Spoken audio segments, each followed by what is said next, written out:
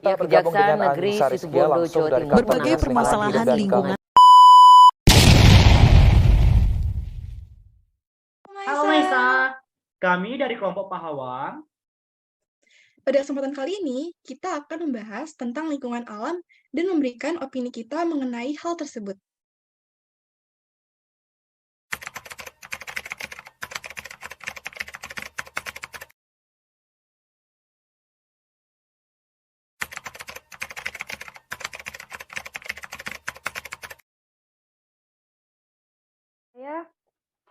Apa yang tadi disampaikan itu benar sekali ya, karena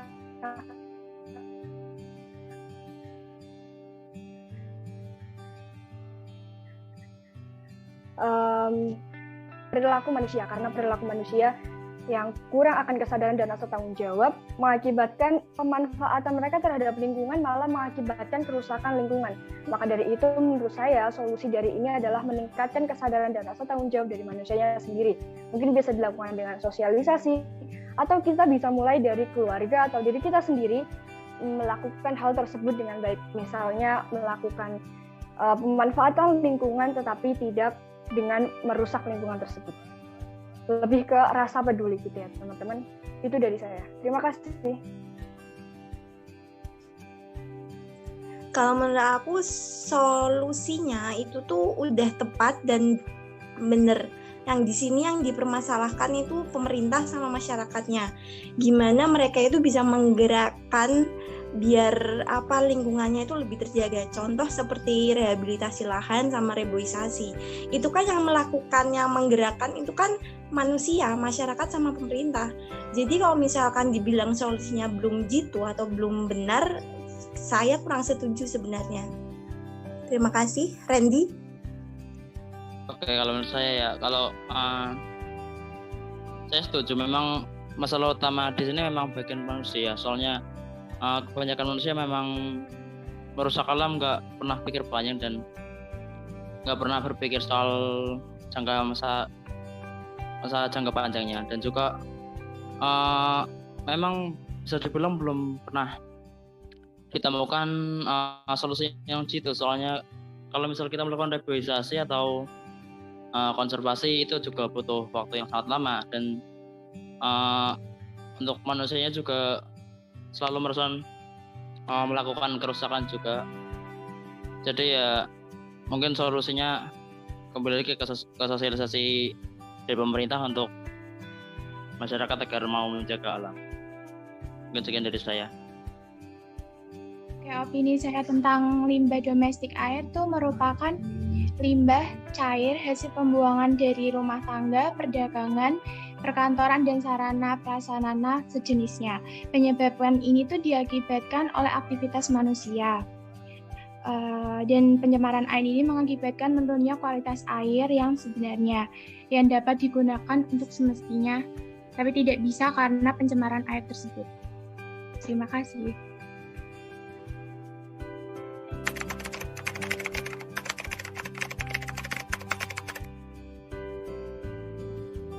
Limbah industri yang dihasilkan oleh kegiatan industri menurut saya dapat menyebabkan berbagai dampak negatif bagi lingkungan maupun makhluk hidup lainnya.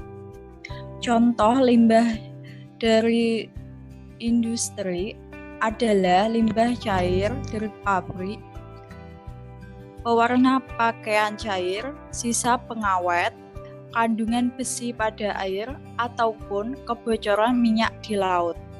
Nah, dampak yang ditimbulkan dari limbah industri tersebut dapat mengakibatkan ikan dan biota air akan mati. Selain itu, limbah cair yang masuk ke dalam sungai tanpa adanya pengolahan terlebih dahulu dapat mencemari air. Selain itu, limbah yang dibuang tanpa pengolahan terlebih dahulu cenderung menimbulkan bau yang tak sedap bagi lingkungan sekitar. Oleh karena itu, dalam mengatasi permasalahan tersebut, kita harus lebih memperhatikan dan menjaga lingkungan untuk mencegah terjadinya rantaian kerusakan ekosistem. Nah, sekian dari opini saya. Itu menurut opini kakak ya. Jadi untuk selanjutnya saya persilahkan untuk Kak Dila untuk menyampaikan opininya.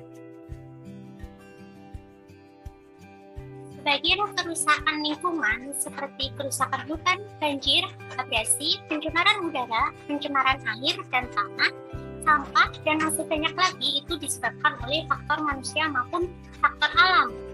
Faktor manusia karena kita itu nggak terlalu peduli terhadap alam, dan untuk mencegahnya kita harus lebih peduli dengan alam sekitar supaya alam sekitar lebih lestari. Dan untuk faktor alam kita tidak bisa mencegahnya, tetapi kita bisa melakukan tindakan untuk meminimalisir kerusakan yang disebabkan oleh alam. Terima kasih. Silakan Aulia. Di Indonesia menjadi perhatian dunia, mulai dari penebangan liar, penggundulan hutan, hingga terindikasi pembakaran hutan menjadi penyebab dari kerusakan hutan yang ada. Kerusakan hutan yang terjadi akan membawa akibat terjadinya banjir maupun erosi yang dapat mengangkut partikel-partikel tanah menuju ke laut, yang nantinya akan menjadi proses sedimentasi atau pengendapan di sana. Hal tersebut tentu saja bisa merusak ekosistem yang ada di laut, seperti ikan serta terumbu karang. Masalah tersebut terjadi terus-menerus, maka menurut saya akan terjadi keseimbangan antara komponen biotik dan abiotik. Kenapa? Karena menurut saya, dua komponen tersebut tidak bisa dipisahkan karena saling berterkaitan. Jadi, kita harus melestarikan dan juga menjaga pelestarian lingkungan tersebut. Sekian, terima kasih. Selanjutnya, saya persilakan untuk Kak Nashwa. Saat ini juga mulai banyak dibahas mengenai pencemaran tanah dan udara. Karena hal itu berkaitan. Jika pencemaran udara itu berakibat dari kemajuan industri dan transportasi, sedangkan tanah juga bisa tercemar oleh bahan-bahan yang dapat merusak kualitas tanah. Menurut saya, sebagai rakyat, kita juga bisa memberikan bantuan dari hal kecil seperti melakukan daur ulang sampah dan tidak membuang limbah seperti deterjen ke tanah, karena sebenarnya menurut saya pencemaran tanah itu tidak hanya disebabkan oleh industri saja, namun rumah tangga juga. Malah rumah tangga itu lebih banyak mengakibatkan pencemaran tanah daripada industri sekarang ini.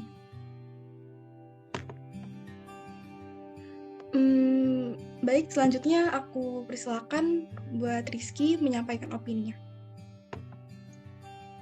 Terima kasih Pak Nashwa.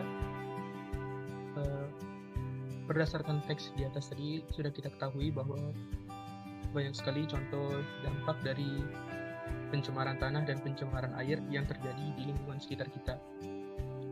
Menurut saya, sudah seharusnya sesama masyarakat kita itu lebih menumbuhkan lagi sikap antara peduli lingkungan, karena bahwasannya seperti yang kita tahu, kita di dunia ini hidupnya bukan bisa itu. Sudah seharusnya kita menjaga alam di lingkungan kita. Dan juga sebenarnya tidak perlu terlalu menyalahkan pemerintah, bahwasannya perubahan akan terjadi jikalau kita lebih peduli ke lingkungan. Dan juga untuk pemerintah ada baiknya lebih mempertegas lagi regulasi maupun hukuman, baik berupa denda maupun penjara, bagi pelaku-pelaku yang telah merusak lingkungan di sekitar kita. Mungkin itu saja opini dari saya. Dipersilahkan kepada Ola untuk menyampaikan opininya. Terima kasih.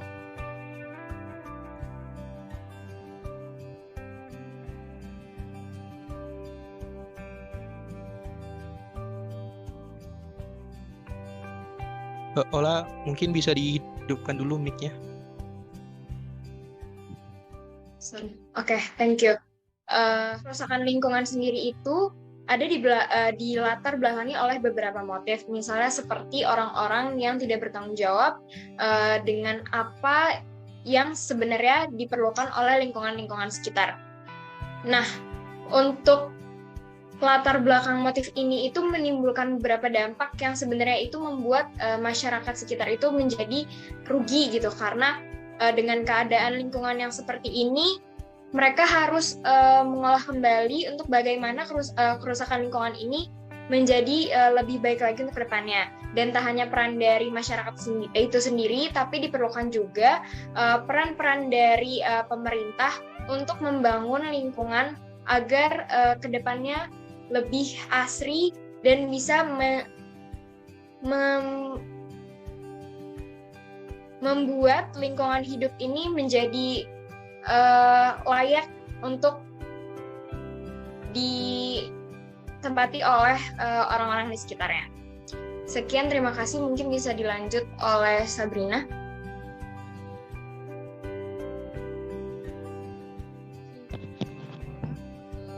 Penegakan hukum tanpa tebang pilih menjadi salah satu agenda mendesak. Begitu juga regulasi yang dapat mengurangi kemungkinan terjadinya pelanggaran dalam mengelola hutan, sumber daya alam, lahan pertanian, dan bendungan. Lalu apa saja yang dapat diperbaiki permasalahan tersebut? Silakan Dinda. Terima kasih Kak Sabrina. Untuk selanjutnya kita persilakan kepada Dinda. Penegakan hutan terkait pengelolaan hutan penting untuk menjaga hutan, terlebih lagi sekarang, di mana banyak hutan dialihfungsikan untuk ladang dan sawit. Lalu perlu dilakukan usaha pelestarian tanah dan hutan melalui tata guna lahan, peraturan mengenai penebangan dan penanaman hutan, serta reboisasi dan pengelolaan sampah agar dapat terurai dengan baik.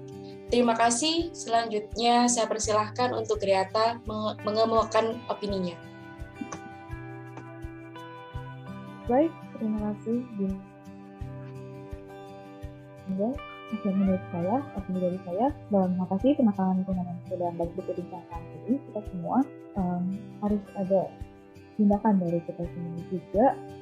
Dengan adanya masalah ini, semua kedua belah pihak, baik masyarakat maupun pemerintah, harus bisa sadar yang pentingnya permasalahan lingkungan ini. Jadi benar-benar semua lapisan masyarakat harus sadar supaya ada solusi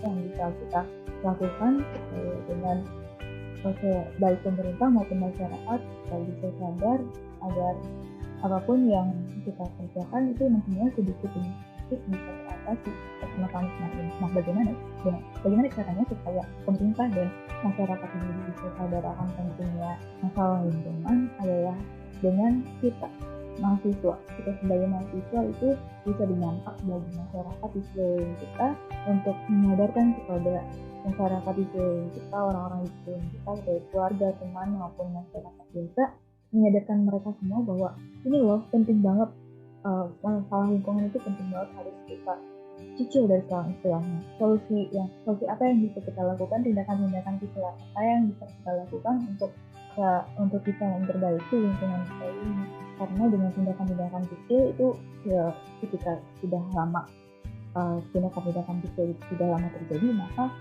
sedikit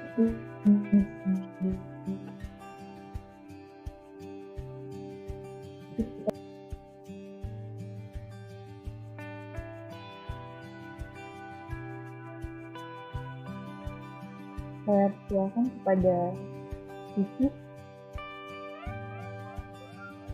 atau Aulia.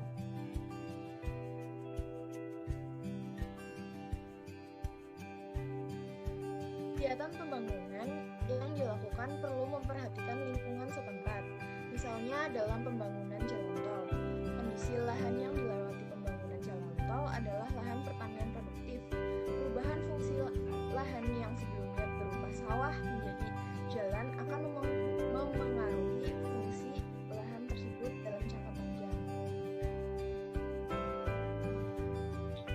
lingkungan juga harus memperhatikan tata ruang, daerah resapan air, dan lain sebagainya yang sekiranya dapat mempengaruhi alam sekitar. Sekiranya masih ada kebijakan yang perlu dikoreksi karena terdapat kekeliruan selama ini, seperti untuk menertibkan bangunan di bantaran sungai atau tentang reklamasi pantai, pemerintah perlu membuka diri, sebab keterbukaan ini formula adanya kehendak perubahan. Terima kasih. Benar yang dikatakan teman-teman saya sebelumnya bahwa ajakan dari pemerintah itu sebaiknya bukanlah sesuatu yang hanya sebatas himbauan atau ajakan saja, tetapi masyarakat butuh tindakan yang lebih konkret untuk bagaimana dengan solusi dari pemerintah ini bisa menjadi sesuatu yang berdampak benar-benar berdampak positif bagi masyarakat, yang dimana ketika pemerintah melakukan sebuah solusi untuk memberikan lingkungan sehat, itu bisa berdampak, bisa dilihat oleh masyarakat bahwa oh iya benar bahwa pemerintah ingin melakukan suatu kebijakan untuk menyehatkan lingkungan kita. Dan ketika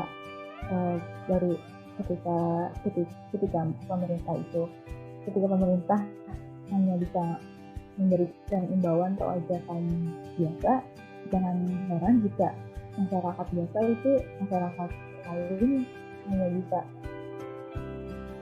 melihat kerusakan lingkungan yang terjadi dan membiarkannya begitu saja tanpa ada rasa iba kepada lingkungan sekitar kita untuk bisa melakukan perubahan yang sedikit. Jadi memang harus butuh gerakan yang konkret dari pemerintah itu sendiri supaya masyarakat bisa melihatnya dan melakukan perbaikan lingkungan. Terima kasih.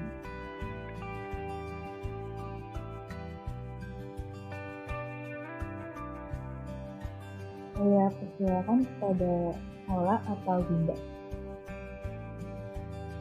Terima kasih, masyarakat Indonesia. Mari kita lebih peka dan sadar akan keadaan lingkungan sekitar, serta bahu-membahu untuk membenahi agar tercipta lingkungan yang lebih baik.